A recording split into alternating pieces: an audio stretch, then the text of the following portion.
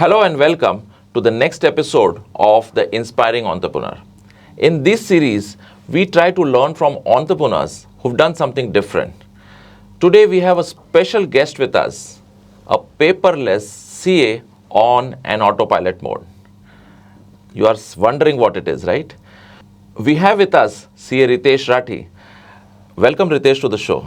Ritesh, from my sources, I got to know that आपका childhood बहुत interesting रहा. आपने बहुत जल्दी you started working at a very early age. Tell us something about it. So I started my career-oriented activities right from around 9th or 10th standard, where I had done typing and shorthand. So as soon as I finished the typing and shorthand, my father is also a chartered accountant, so I am the second generation CA. So he started calling me to office, and that's where my things related to CA started. I started as a typist, you can say, but then slowly the first computer which came into my father's computer office. So that was like, 386 machine and the long dot matrix printers and all. So when I started as a typist, my things changed slowly towards technology also. I started inclination and passion towards technology. So I learned programming in office, I learned hardware, software, networking in office. I actually, the whole LAN topology and everything I have learned in hand practical experience. And I strongly believe that, that's where I started feeling that technology will be the next gen thing. Wonderful. We also got to know that, Ritesh, that your father was running, I think, a computer training institute many years back, right? So what was that?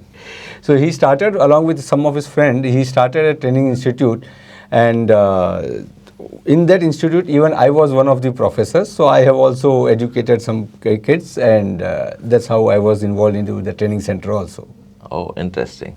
It's also very interesting to know that CA Ritesh then was also into a business of supplying computers. Tell us about that, Ritesh. Well, so technology is always my passion, and it turned into business also. So I was into technology, so IT business for approximately 3 years. This was somewhere between 2000 to 2003. So that's where I had built softwares and sold them. I even sold hardware, peripherals, networking, everything for these 3 years. It was again with some of my school friend, Right. but things did not work out well with him, and then we had to close it. So that's where I was involved into the IT industry. Yeah. Also, I think your dad is a chartered accountant. You used to go to his office, Yeah. and I have heard a lot that other CAs would call you and speak to you. So that's another chapter of my life. So I was very, very happy in those phases, because that time, though that age, I was not a chartered accountant. But other chartered accountants used to call me and ask me queries related to some of their clients' case or something. And I was so happy that even if I am not qualified, other qualified people were asking me how to get out of a particular situation, or what would be the best resolution for a client. Even with regards to technology also. So, chartered accountants from the vicinity, they used to call me and say, and make me talk to their engineers, saying that, "Arey, isko jara batana ki how does your system runs in your office?" So that was really a great phase of life. So what was so different about you that other chartered accountants were speaking to you? So since I said right now, right from 11th or 10th, somewhere I am into office, and I have used too much of technology into office. So I came to know when I grew up that these machines can work a lot for us. It is actually the other way which people think we work for machine. We should not work for a machine. So technology works a lot for us. So what I did was I started with small systems, macro level programming and all those sets, which made my life easier.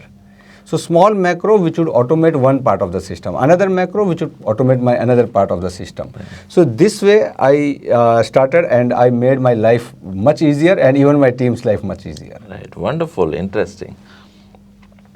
So Ritesh, now tell us, when did you think of going for professional course in chartered accountancy?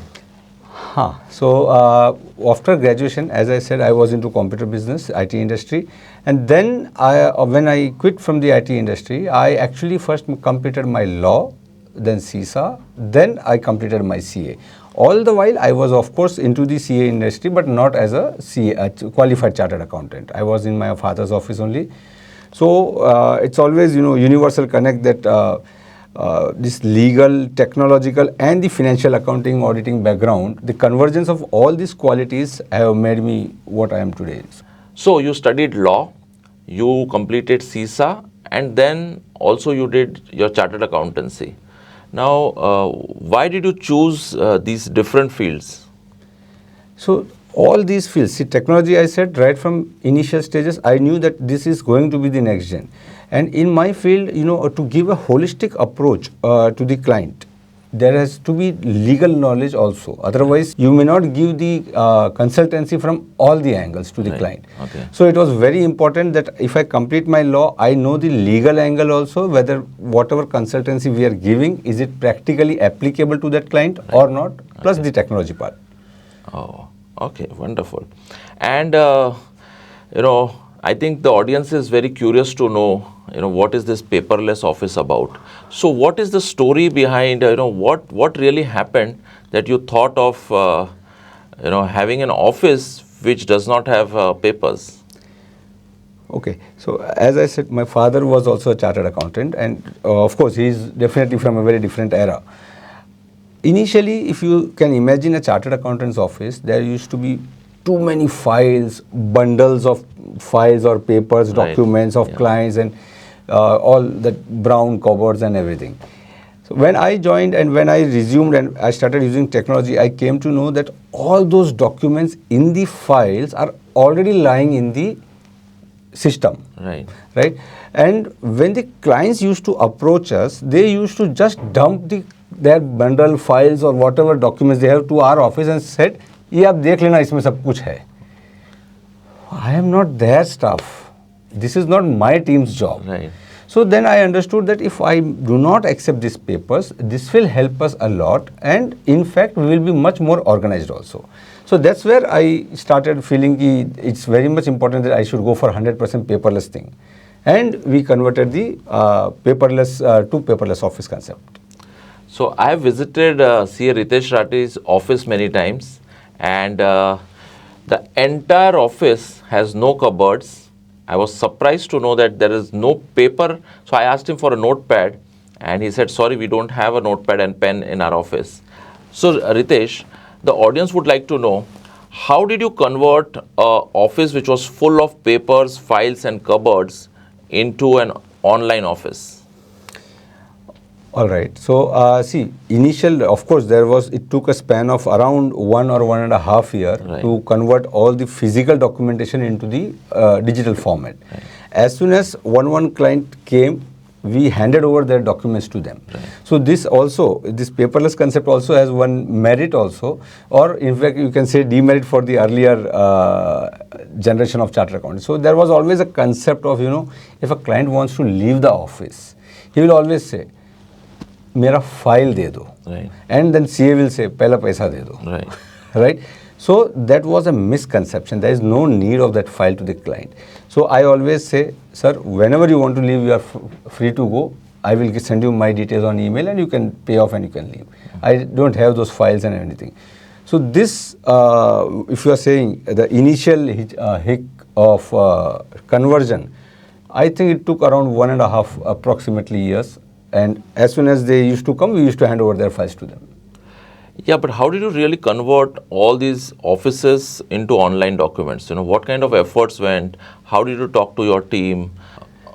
So, no, that was very simple. Actually speaking, it's very simple also. So, annually income tax returns, everyone has to file. So, as soon as they used to come, we used to keep their documentation already digitally scanned and ready.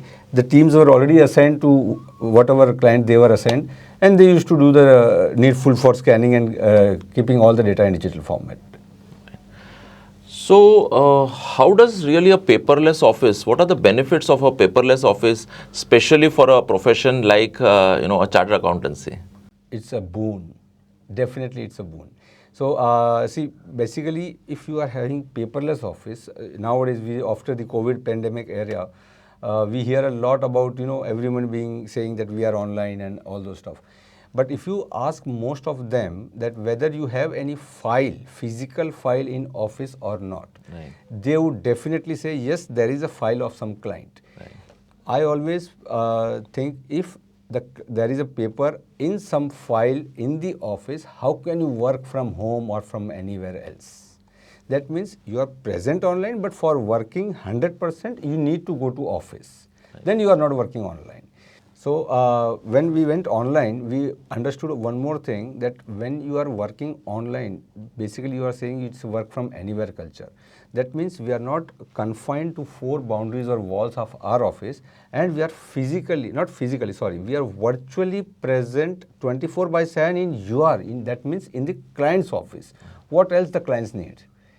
There are instances where clients also call at 11 or 12 in night also, of course, depending on the urgency, that something is required by them, and we have catered to them. So that is the power of technology, and the client feels a homely atmosphere with us.